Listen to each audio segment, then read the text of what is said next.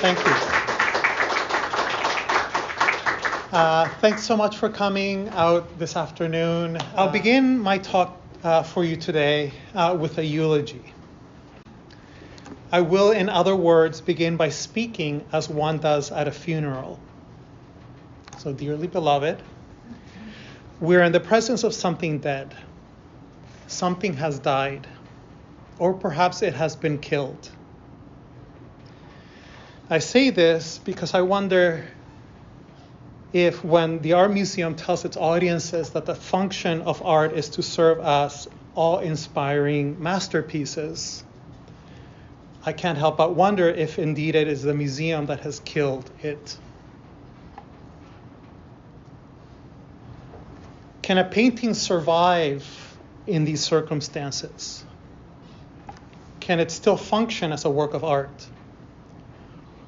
Or does it only serve as a poster child for furthering the interests of donors and corporations? Does it only serve as a device to teach us to do nothing but stand in awe before displays of vast wealth and power? A dead body where a living one could be. Can we even tell the difference between a dead body and a living one? We who are members of a culture that I think seems to prefer the dead version of things. Can we tell when it is time to call a funeral and pay our respects? Or perhaps to gather for a seance and start to speak in tongues? So that's what I want to talk to you about. Alan asked me to speak about an exhibition that I presented in 2009. It took place at Museum Abteiberg in Mönchengladbach, Germany. This was a very important moment for me. It was my first solo museum exhibition in Europe. And I titled the exhibition, 7 Pictures of Nothing Repeated 4 Times in Gratitude. For this project, I decided to refer to the work of the artist Mark Rothko and his ambiguous place in the history of this museum. Before delving into my work, I think it'll be useful to provide a bit of historical context. Museum Abteiberg is a municipal museum for contemporary art in Mönchengladbach, a small city close to Cologne. From 1967 to 1985, it was headed by Johann Klatters as its director. This, especially the earlier period, was a moment when it became one of the most important contemporary art museums in Europe, known for its experimental and avant-garde exhibitions. For example, it gave Joseph Beuys his first museum show in 1967. And here's a mural in Mönchengladbach depicting Klatters and Beuys hanging out together. At that time, in 1967, Beuys was a 46-year-old artist, something of an outsider, and not yet considered, as he is today, among the most important German artists of the 20th century. In fact, the list of artists who had solo exhibitions at Museum Abteiberg, artists like Carl Andre, Hannah Darboven, Stanley Brown, Richard Long, Lawrence Weiner, and Daniel Buren, reads like a who's who of the leading minimalist and conceptual artists of Europe and the US at the time.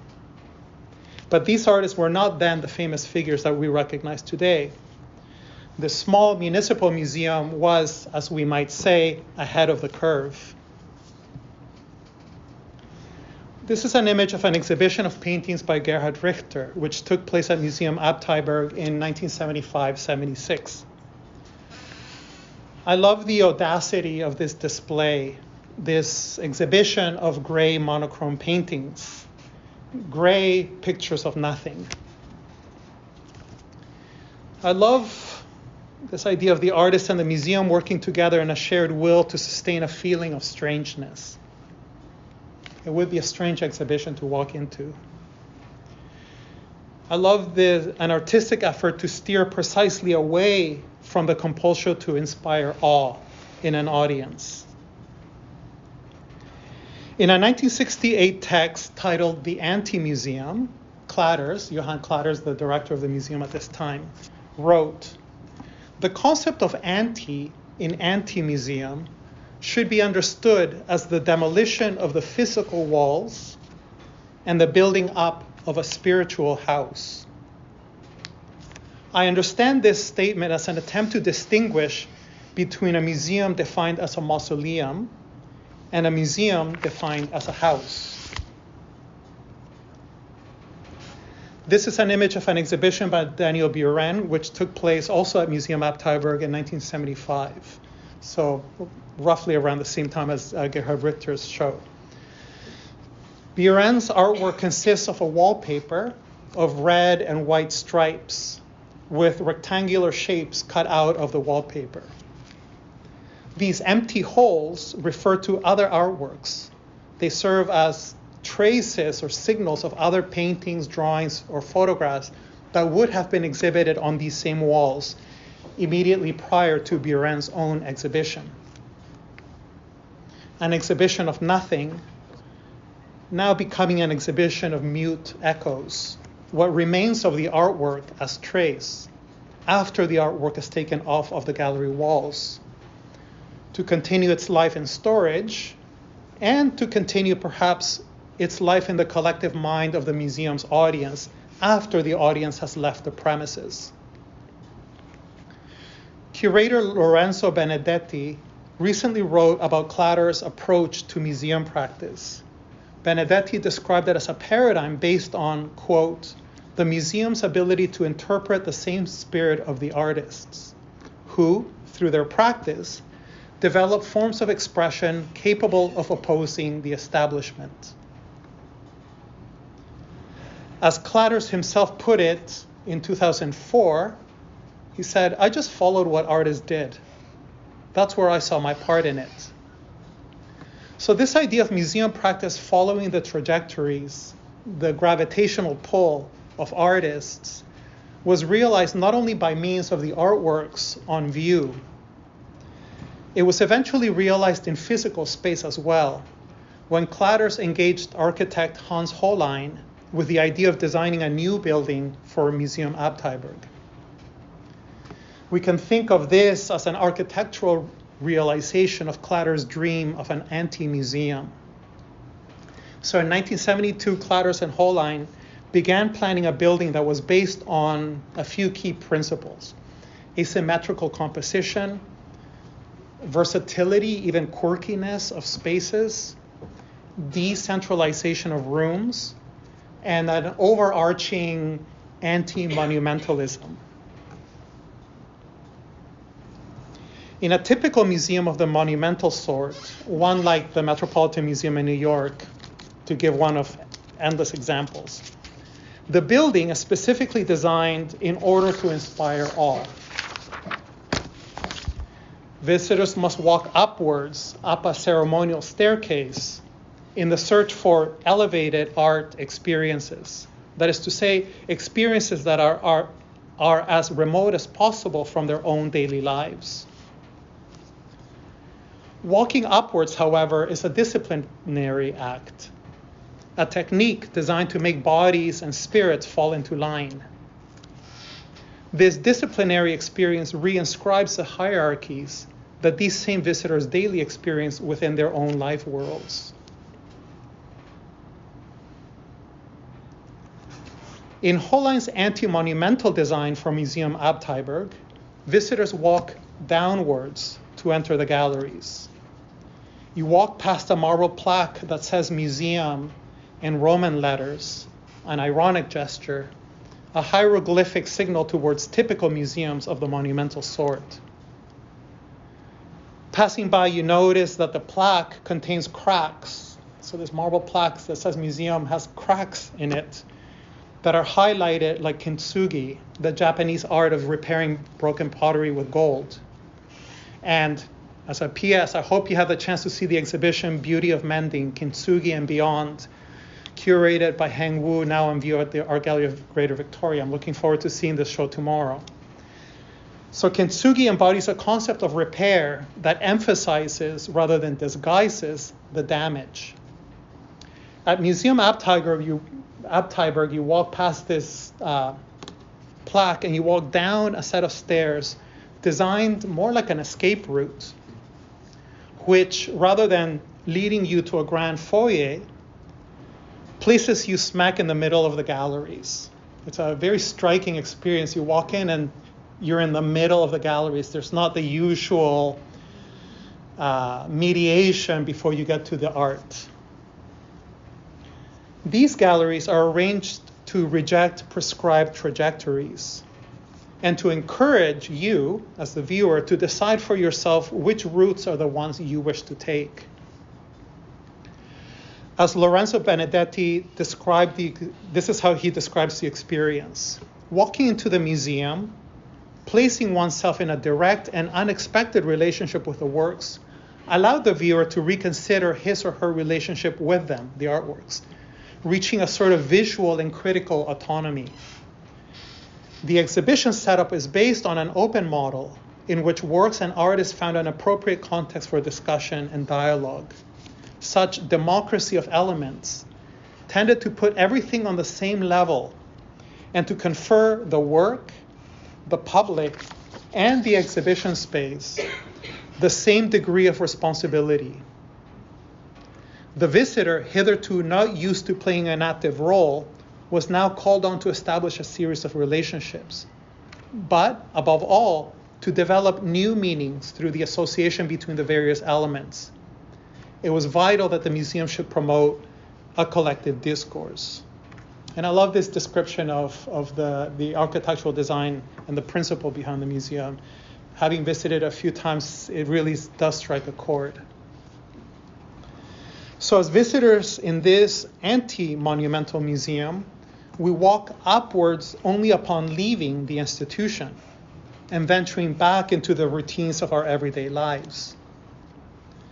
This radical experiment in constructing an anti-museum was occasioned by conversations between Johann Klatters, the director of Museum Abteiberg, and Giuseppe Panza di Buomo, an Italian real estate investor who was also an extremely important art collector.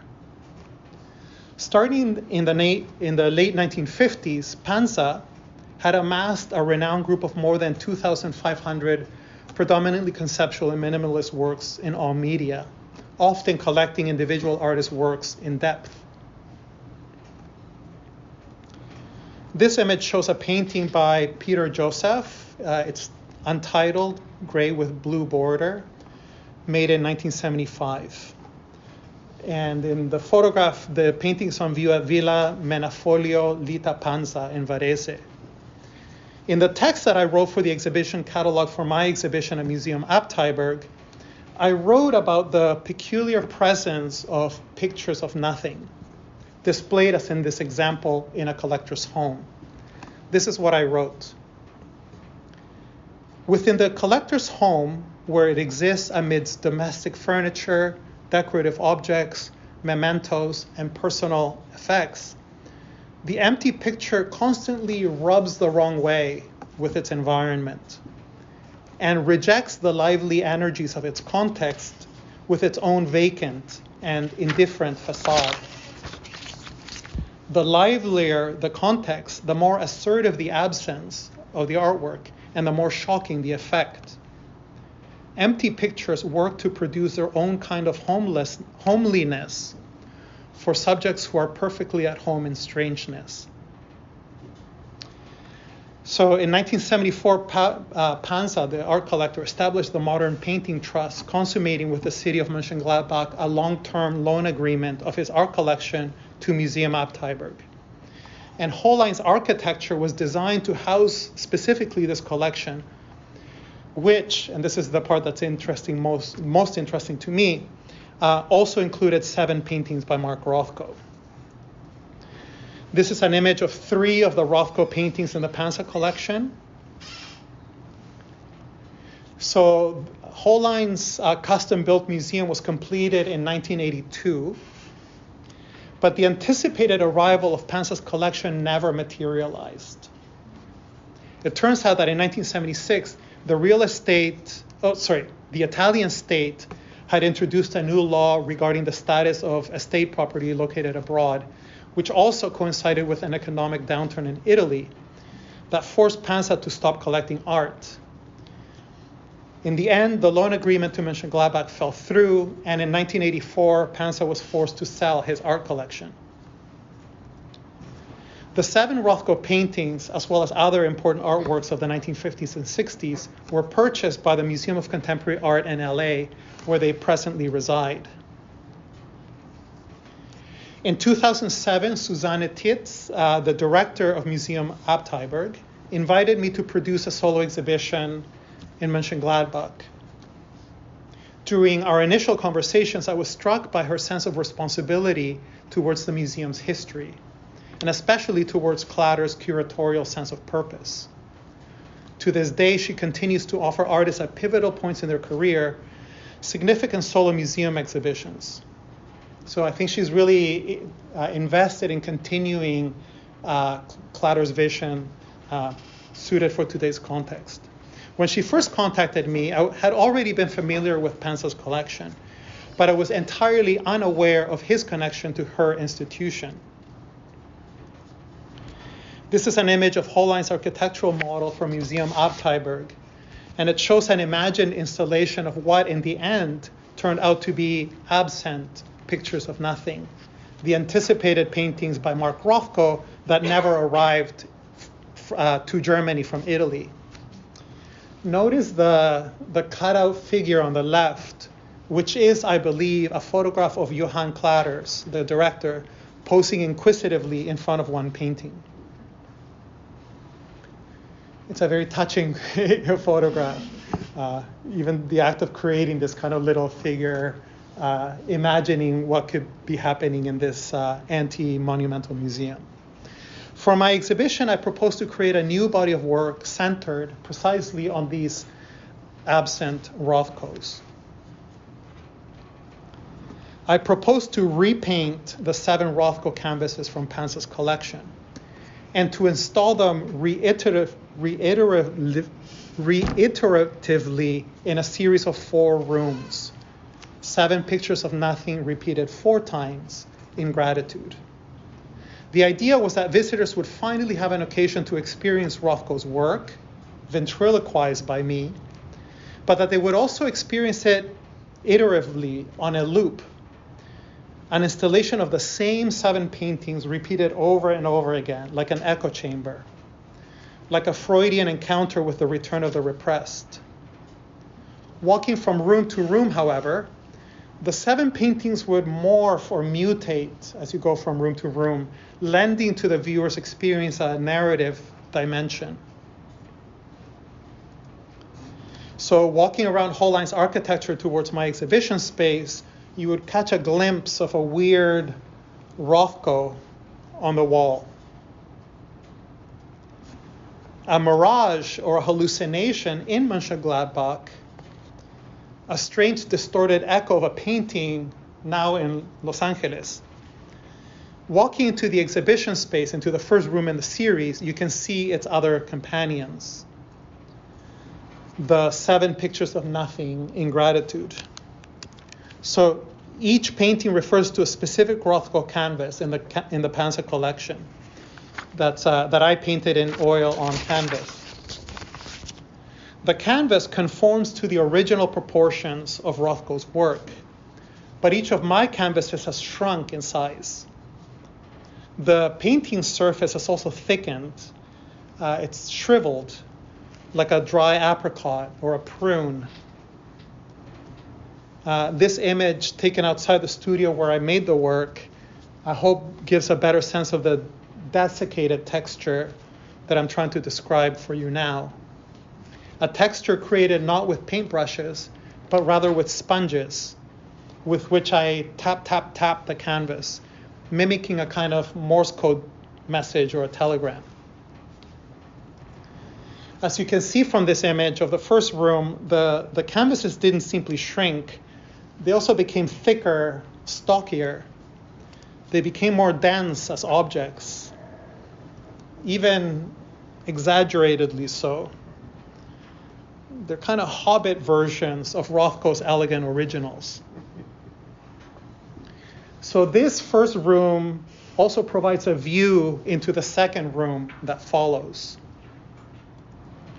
These paintings are titled, They Retreat to the Home of Their Waiting. This time they were painted in acrylic on unprimed canvas. Each canvas has now expanded, enlarged, they've become larger, compared to the previous shrunken version, and bears the colors of the original Rothko paintings, but these colors are now endowed with a slightly faded, almost sun-bleached appearance. The paint, rather than having a kind of desiccated look and a concentrated saturation, now has a feeling of something like a trace or a stain, an impression of what color seeping from one place to another. This studio image of a test it's of a test of me trying out this technique, and it shows the wet pigment having been spritzed on the unprimed canvas. And this wet pigment proceeds to migrate and absorb into the sponge-like texture of the canvas over a period of several hours. A scenario in which the painting curiously starts to paint itself. So it's a very interesting process where I spritz the paint on the canvas, but overnight the painting mutates in a way that I cannot predict or control.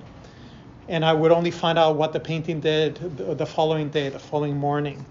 It's a harrowing process, I have to say, maddeningly so. But that's what this second room demanded of me. To my eyes, the stained paintings in this room suggest religious imagery. You might be reminded of medieval paintings of Veronica's veil, if people are familiar with Christian iconography, or something like the Shroud of Turin. So this second room also provides a view into the third room that follows. These paintings are titled, They Sleep with One Eye Open. They were painted with airbrush paint on canvas. Now, the canvases correspond exactly to the dimensions of Rothko's originals. So these are the actual sizes of the Rothko originals. But this time the colors have become psychedelic.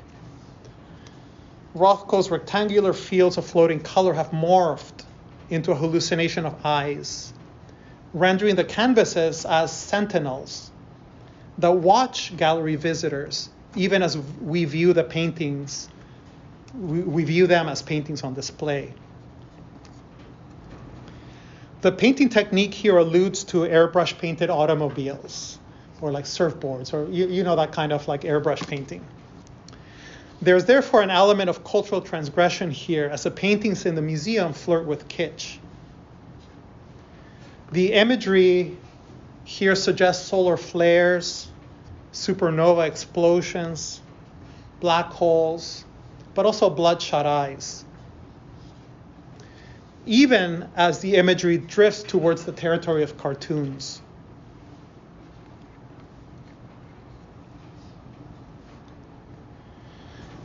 This third room also offered a view into the fourth and final room beyond, a room that is much quieter than this one.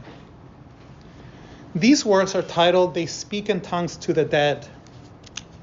And now we return to the scene of a funeral, or a seance, with which I began this talk. This room consists not of paintings on canvas, but rather typewriter drawings on paper. Rothko's originals have been rendered as ASCII art. ASCII is an acronym for the American Standard Code for Information Interchange, a standard for electronic communication that has also been used for creating images in computer bulletin board systems of the late 1970s and early 80s. I imagine most of you will be familiar with this ASCII art, where you can kind of render a photograph with like letters, numbers, and punctuation marks, to give a kind of low-res version of a photographic image. So that's how these Rothkos are created with a typewriter. To my eyes, these works connote a secret language, a weird grammar, cryptic hieroglyphs transmitted across time, Morse code signals emitted from another planet. The role of the artist is now conceived as a kind of stenographer, tap, tap, tapping with the little hammers of the typewriter upon the receptive paper surface. How do we read a language for which we have lost the code? What do we do with dead languages? What does it mean to speak in tongues to the dead? And who is it precisely that this word presumes to have died or to have been killed? This final room loops us back to where we started, the first room of a cycle of eternal return. The structure of my exhibition then possesses something of Nietzsche's thought experiment in the gay science. And this is, I'm going to quote from Nietzsche's text. What if some day or night a demon were to steal after you into your loneliest loneliness and say to you, this life as you now live it and have lived it, you will have to live once more and innumerable times more. And there will be nothing new in it, but every pain and every joy and every thought and sigh and everything unutterably small or great in your life will have to return to you, all in the same succession and sequence. Would you not throw yourself down and gnash your teeth and curse the demon who spoke thus? Or have you once experienced a tremendous moment when you would have answered him, you are a god, and never have I heard anything more divine? I don't know why I just got choked up, but there's something in this question. The narrative dimension of my exhibition, 7 pictures of nothing repeated 4 times in gratitude, comprises something like the life cycle of the work of art, considered at various moments, inaugurated by the appearance of pictures of nothing, which is marked by the intimacy of a sponge tapping on canvas. And that moment is followed by a certain retreat to the home of their waiting, which is marked by a certain remoteness, a long-distance dynamic, the relationship of a spritz bottle located at a remove from a canvas, from which ensues a moment of dormancy, of sleeping with one eye open, which is still marked by the long-distance relationship of a spray nozzle and the canvas, and finally ends in an experience of speech, speaking in tongues to the dead, which is marked by renewed intimacy of typewriter keys hammering away in sync with telegraph Morse code signals. If the museum has succeeded in teaching us, its audiences, that the function of art is to serve as awe-inspiring masterpieces, then what is it that has happened? So I'll ask this same questions I began with. Can art survive and still function as art in such a context? Or is it fated only to serve as device, a distancing device, designed to alienate us from our own meaning-generating powers? Is the art, therefore, only a disciplinary technique designed to teach us to do nothing but stand in awe before displays of wealth and power? Okay, so what's up with Rothko? Why would an artist born in Lima and now living in Toronto, having been invited to exhibit in Mönchengladbach and now speaking to you in Victoria, why would a living artist wish to communicate with a dead one? Isn't it especially perverse for me to refer to Rothko's work in relation to the idea of paintings of nothing? Especially since Rothko himself, in a 1943 letter to the New York Times that was written with fellow artists Adolf Gottlieb and Barnett Newman, said, "There's no such thing as a good painting about nothing." What a sacrilege on my part. And I do not mean this lightly. Everybody loves Rothko, of course, and I'm no exception. We're constantly reminded of his sublime use of color and his unique ability to create awe-inspiring masterpieces. And I do love his colors. But I especially admire his crankiness.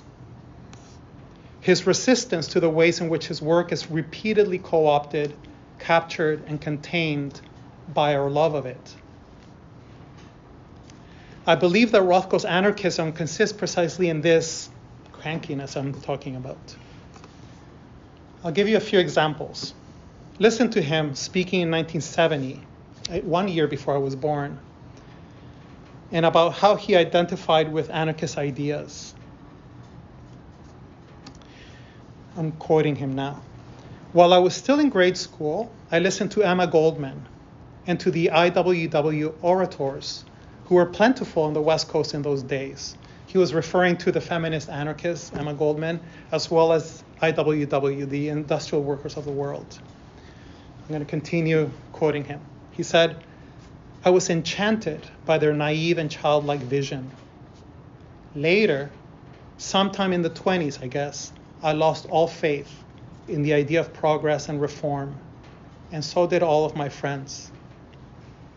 Perhaps we were disillusioned because everything seemed so frozen and hopeless during the Coleridge and Hoover era.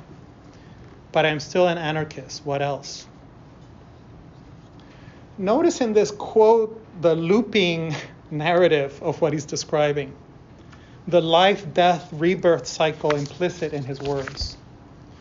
So his statement begins with an inaugural enchantment, with the naive and childlike vision of feminists and anarchists, Emma Goldman, and the union activism of the IWW. Then this shifts towards a subsequent disillusionment and loss of faith during the conservative presidencies of Calvin Coolidge and Herbert Hoover, which Rothko describes as a time of frozen hopelessness, and which I imagine as a moment of backlash, retreat, and even deep sleep. And his quote finally concludes with a sense of survival and endurance, expressed in the words, but I am still an anarchist, what else? So altogether, this kind of loop, for me, signals a kind of boomerang with which to reconnect with an inaugural time, a revisitation of points of origin that follows an experience of suspended animation. We all love Rothko, I suppose, and yet he remains cranky for us. Listen to him speak in 1952. The problem of living in this world is to keep from being smothered. I do not like to talk to painters. They go to an exhibition and remark on design, color, etc., not pure human emotions. I want a pure response in terms of human need. Does the painting satisfy some human need? So this was in 1952, the year when Rothko's work was included in the 15 Americans exhibition that was curated by Dorothy Miller at the Museum of Modern Art. And he's already talking about the fear of being smothered. The problem in this world is to keep from being smothered. Now listen to him a year later in 1953. By now, an artist is becoming celebrated for the color harmonies of his abstract paintings. I'll ask you to notice the crankiness in his voice. I'm not interested in color. I'm interested in the image which is created. No good painters I know have studied painting. Now listen to him in 1954. In a letter he wrote to Catherine Koo, the first curator of modern painting and sculpture at the Art Institute of Chicago, who gave Rothko his first solo museum exhibition. And he wrote to the curator.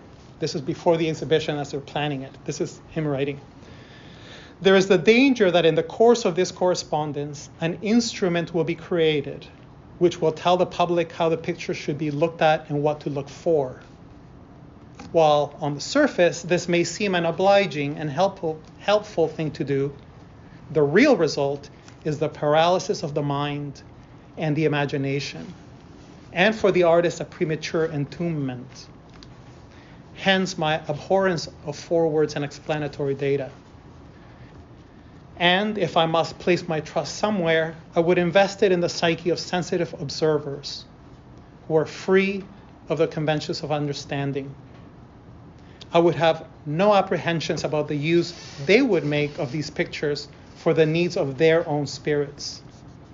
For if there's both need and spirit, there's bound to be a real transaction. So these are what Rothko described as the misgivings then on his mind as he prepared for his first solo museum exhibition, an important time in his career when he would, it was at that exhibit that he would meet the influential art dealer Sidney Janis. And this is also a time immediately preceding the Cold War diplomacy of exhibitions like Modern Art from the US,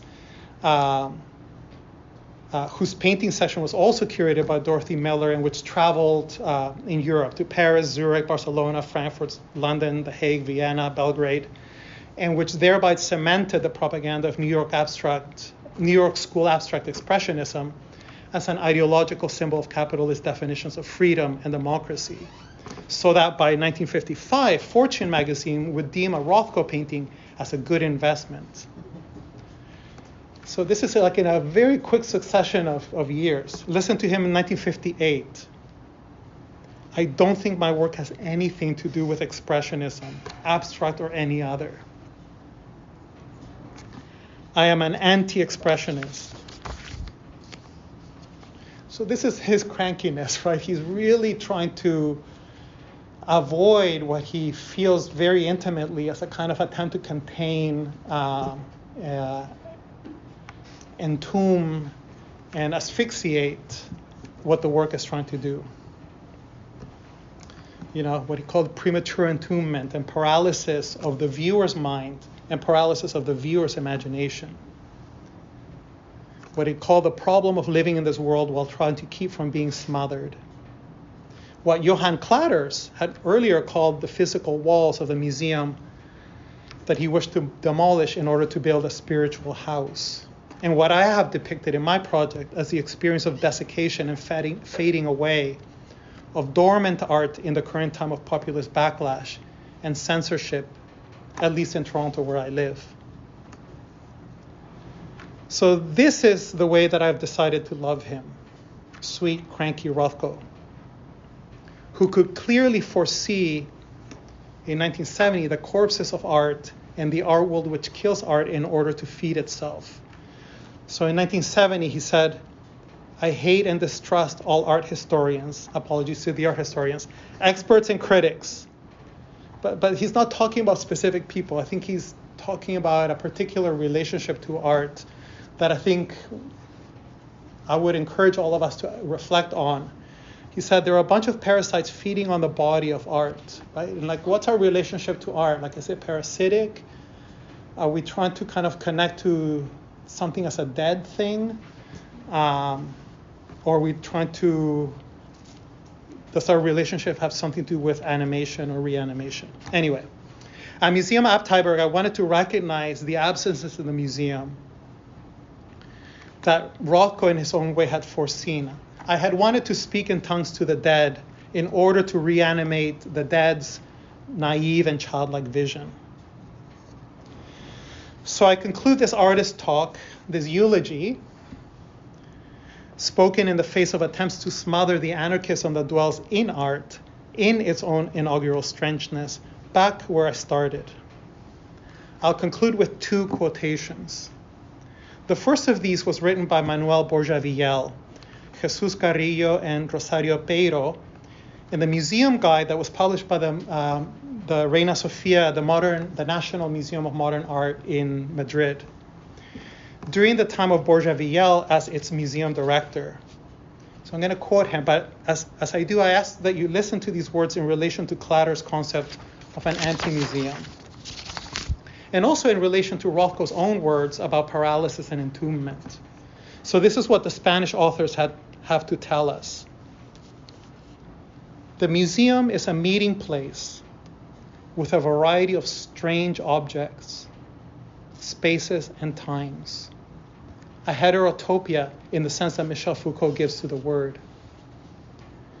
The museum weaves together narrations, makes up stories that render this meeting meaningful in one way or another, turning it into an intense experience of knowledge. The strangeness and the questions that subtend this world of differences must persist and to some degree extend to the visitor's everyday reality. If this is achieved, a learning experience will also have come about. Modern art contains this promise. In modernity, the work of art has functioned anomalously in relation to the rest of the world's objects and signs. I love this idea of this kind of definition of the modernism, the modernity of modern art as consisting in its anomalous relationship in relation to the world's objects and signs. On the one hand, the work of art points towards something exterior. It signifies, represents, demonstrates, or documents something else.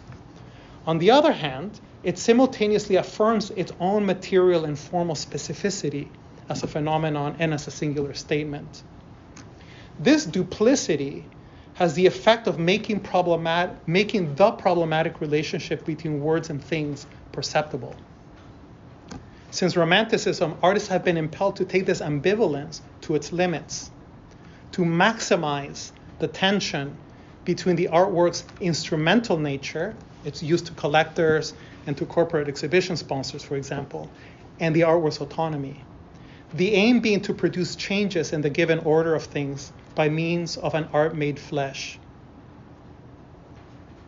This impulse responded to the poetic and at the same time political urgency of shattering the constraints of existing conventions, to the urgency of opening up and illuminating new horizons of possibility.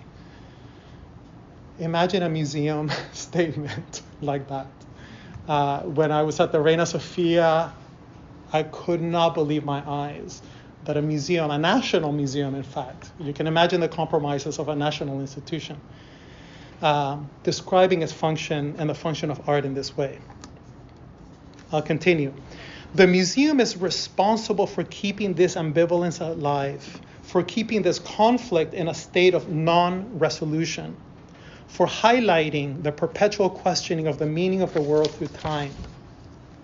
In short, the museum must be conducive to learning in the present. For all that, they continue, the history of museums suggests the opposite. In the modern museum, experience of the artworks has been restricted and ritualized to such an extent that the public has been obliged to passively contemplate and on many occasions to project purely aesthetic content and to critically admire the excellence of genius. The succession of exhibition rooms in the typical museum was organized according to the teleological principle of an incontrovertible linear history, the unfolding without conflict or limitations of human creativity through history. The experience of the visitor did not have to do with noticing the difference between artworks or with the possibility of producing different readings of them, but was reduced instead to the comforting recognition and repetition of the same. So that's the first quote that I want to end this talk with. The second quotation first appeared in the text that I wrote for the catalog of my exhibition at Museum Abteiberg. There I had written about art in relation to a whole. So this is what I wrote. A vast whole surrounds each picture of nothing. The whole lies at the picture's borders, at the horizon between the work and its environment, at the frame that ritually distinguishes art from non-art. The whole lies at the picture's borders, but it also lies at the picture's heart. And so it may be said that a whole lies at the limits and at the heart of every work of art. Like all matters of the heart, the whole demands that it be continually renewed and reawakened, or else it retreats and becomes impersonal, frozen, and lifeless. It then becomes simply conventional, a matter of ritual. And our relationship to it, to the whole, becomes a second-hand relationship, the stuff of hearsay, received wisdom, ready-made opinion, and good taste. The whole becomes elegant. Works of art produce the world for which they are created. Then, almost despite itself, that world goes into hiding.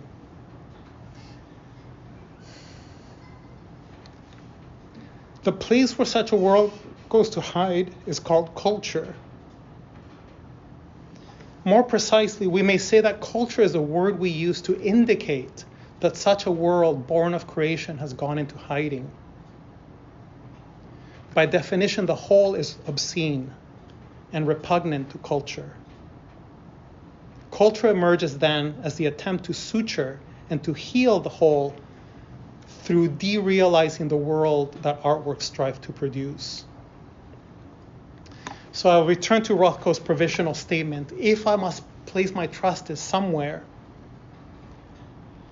he's trying to imagine an art viewer, what he called a sensitive observer, who's free of the conventions of understanding, free perhaps from ritualized repetitions, premised on comforting recognition and the eternal recurrence of the same.